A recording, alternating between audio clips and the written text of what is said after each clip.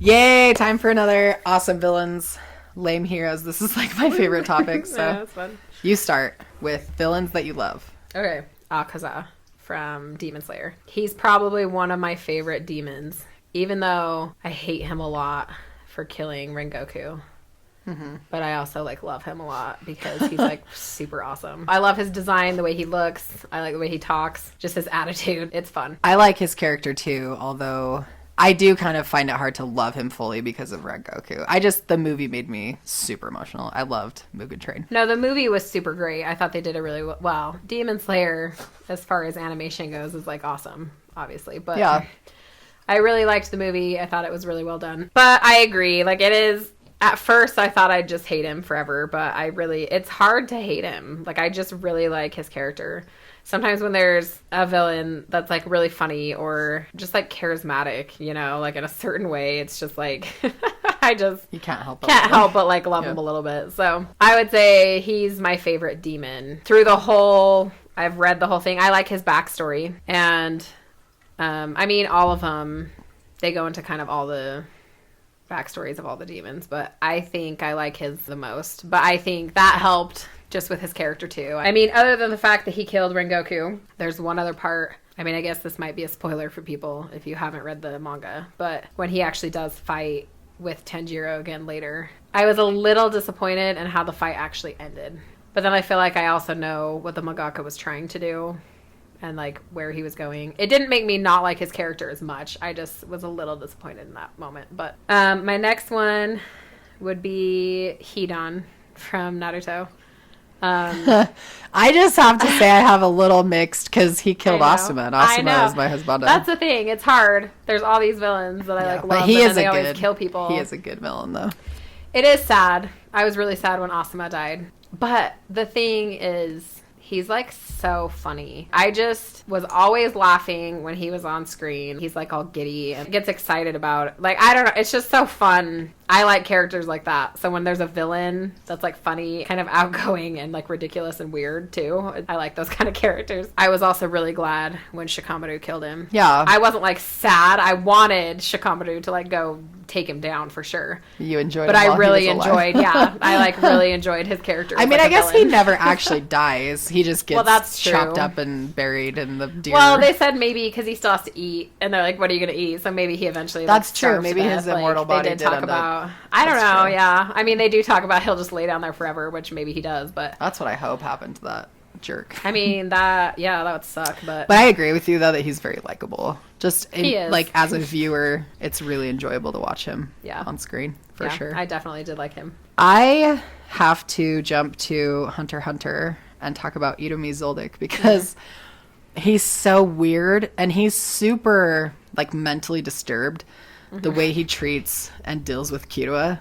You see it from the very first arc where they're having the Hunter exam and it's Killua's turn to fight and Illumi just gets in his head. Yeah. And then you find out that that's been his relationship with Killua his entire life. And then you see the part later on when Gon's on his date with Palm and Killua's fighting off the Chimera Ant in the woods. And he finally figures out that he's got one of Illumi's pins in his brain. Illumi's definitely disturbed and didn't have a happy childhood, you could tell. Yeah. But there's something about him that's really, I don't even think he's charismatic. I think he's just that's bizarre. True. He's a weirdo, and that I like that. It makes me interested in him in a way. And then the other thing, he's not boring, at all. Yeah. And the thing that's funny is he kind of is.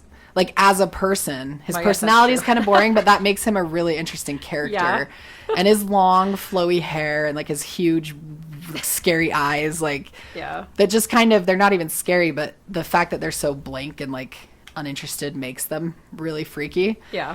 The other thing that I love about Illumi too is that he strangely does care about Killua. He loves Killua and wants to protect him. Yeah. And also wants him to be a successful assassin. So losing Killua is both a loss to the family business, but also I think that Illumi wants to protect him because he's his little brother. He just does it in such a bizarre and unhealthy and abusive way. And Killua luckily is really mentally strong and can kind of overcome Illumi as he grows. But Illumi's just so free. And I love his relationship with Hisoka too. Their Yeah. weird friendship. It's so creepy and I wrong, know, but it's so weird.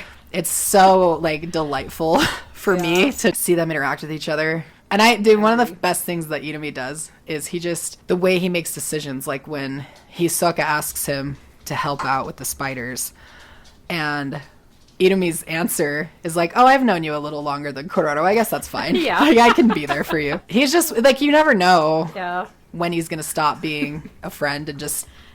And same with Hisoka. They could totally just randomly start fighting out of nowhere for no reason other than just that they want to fight. But I just think he's a super fascinating dude, and there's something about him that I just love, which is maybe says things about me that aren't healthy. But No, I agree. He's a good one. okay.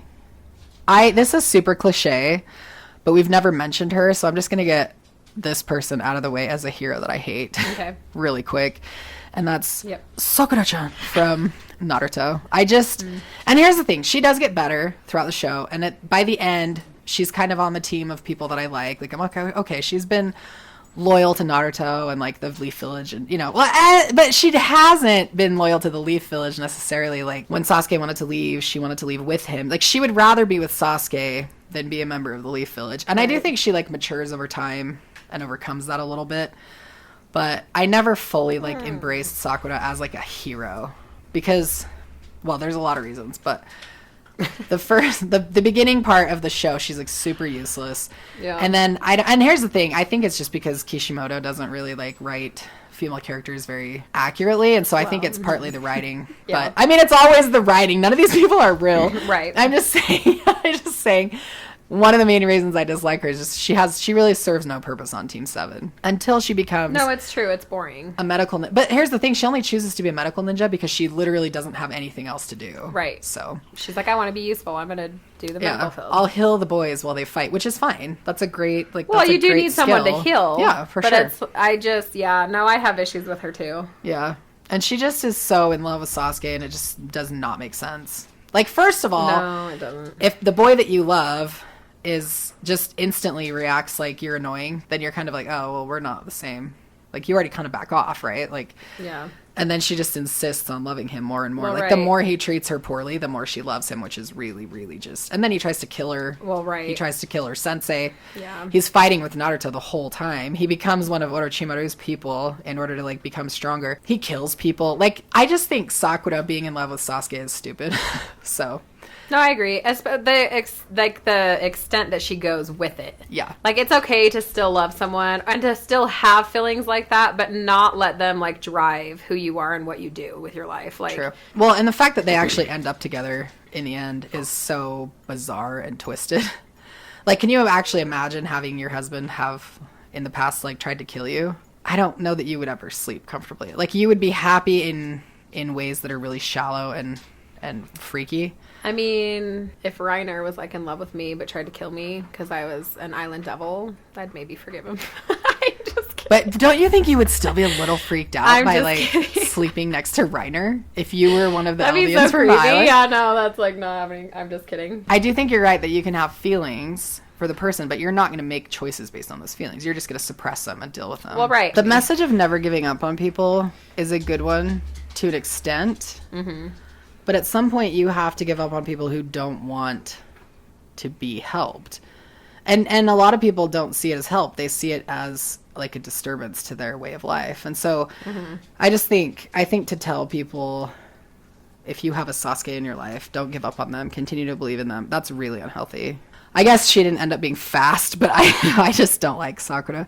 I hope I don't get a lot of hate for this, but another hero that I just am not super in love with is Gojo Sensei from Jujutsu Kaisen. And here's the thing, I don't hate Gojo, but I think that the way I kind of describe him is he's underwritten and overrated, which to me is the exact opposite of Kakashi Sensei.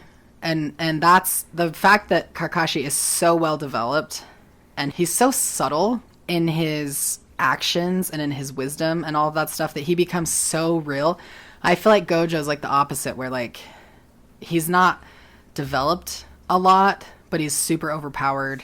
And like when he's on the screen, You never have a moment of like, oh no, is Gojo gonna get hurt? No, you never worry about Gojo because he's so overpowered, and all he has to do is like lift his bandana up. Yeah.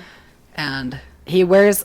Here's the thing for me too. Like the character design is really important, and I hate his freaking purple jumpsuit thing. It just really like it's not appealing to me at all, and that just kind of makes him also like less intriguing, I guess.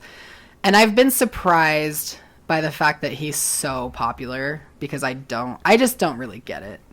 I know he's like really attractive physically, and I know that he's really powerful, and that attracts like the fan, like people who like shonen anime want a character like that. Yeah. But I guess I just love character development so much, and as someone who writes stories myself, I'm always looking for characters that like inspire me, and I feel like he does not inspire me. Like Gojo's like a super shallow. And people don't like the word shallow because he's not shallow as in like his power and his personality. He's really funny. And I feel like he genuinely tries to be friends with people. He's like an outgoing dude, But also weird. He's super weird. He's like awkward with people. Yeah. He's funny and I think he's cute. I think he's extremely overrated. And I don't like love him as a hero. In fact, sometimes when I see merch for Gojo, I get a little bit annoyed. I don't know. That's interesting. I definitely don't dislike him like you do. But I also don't think I love him as much as probably most people do. Yeah. I like his character, that he is funny. I like how powerful he is. But I don't like sometimes when they overpower a character. Like, it's hard to have anything go wrong in the series when you have Gojo on your side. Yeah. Yeah. So then it's like, well, where was Gojo? Like, right. If the world is falling apart, was he really off doing something more important? It's like, how come he wasn't saving everyone? It just becomes kind of more of an irritation than like a... Here's the thing. Okay. I have to just say this, even though I'm not talking about Kakashi, but he's just my favorite. So Kakashi Sensei is never overrated or overpowered. In fact, from the very beginning, like we see in his fight with Zabuza, he like makes a mistake and gets trapped in the water, and then Naruto and Sasuke have to... I hate even saying Sasuke's name, but they have to like figure out a way to not get... How to get him out, everything. Yeah. And then Kakashi gives them the credit. Like, he never tries to be like, oh, well, I was just testing you guys. Or like, he's like, I made a mistake. Yeah. Like, Kakashi is very aware of himself as a human. And the only time he's ever sort of overrated is when he's a child. And he's like a super genius.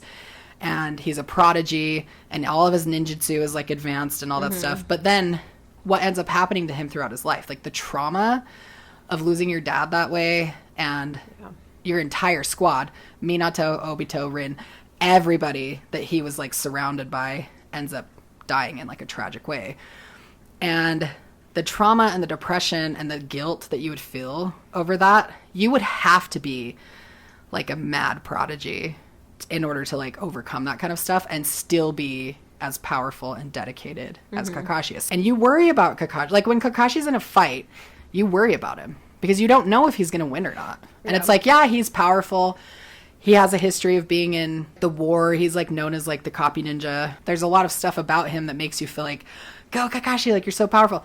But you never fully feel comfortable when Kakashi's on the screen because you're worried about him as a person. I never feel that with Gojo. Yeah. I'm just like, oh, there's Gojo. He's going to do something crazy. And then the scene's going to end. Like, it's just, it kind of just diminishes the experience for me. And I know I've been talking about it forever though. So you take the last hero for the day. You might get more hate for this one than I do for Gojo. Here's the thing. I just don't like Mikasa. There are moments where I'm like, okay, she's going to do something awesome. Or like that moment was really cool. And then it's done though. And like nothing else ever happens. And it's like, okay, so she was like brave and, you know, helps Eren fight when they're kids. And the little bullies are like scareder of Mikasa than they are of Eren. But like more than that, there's just they talk about how she when it's her, Eren, and Armin after Eren just transforms and they're all scared and he saves them from the cannon. She's down there looking like she's gonna take anyone on who wants to. Like she's brave and she totally stands there and is like, you want to come after us? Go for it. Like I'm here.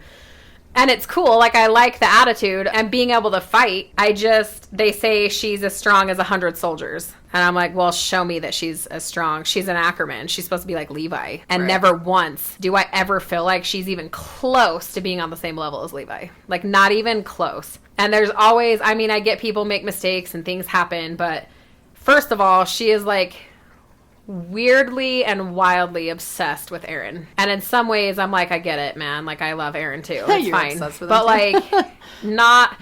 I mean, she like can't function as her own human. You know, like she's just like, oh, you want me to cut my hair? Okay, I'll do it.